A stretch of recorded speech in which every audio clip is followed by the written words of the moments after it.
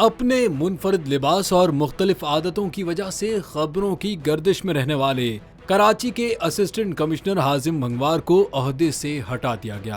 अपने मुनफरिद स्टाइल के बाइस मशहूर होने वाले असिस्टेंट कमिश्नर हाजिम भंगवार को ओहदे से हटाने का नोटिफिकेशन जारी किया गया है। नोटिफिकेशन के मुताबिक असिस्टेंट कमिश्नर हाजिम भंगवार को service and general administration report करने की हिदायत की गई है। वाज़ेह है कि हाजिम भंगवार फैशन डिजाइनिंग में बैचलर्स की डिग्री भी हासिल कर चुके हैं। उन्होंने माजी में न सिर्फ मॉडलिंग की बल्कि शायरी और अफसाना निगारी भी की है। असिस्टेंट कमिश्नर नाजमाबाद की वालिदा का ताल्लुक इराक से है। उनके वालिद अकबर अली भंगवार साबिक पुलिस अफसर हैं जो DIG के ओहदे पर फाइज थे।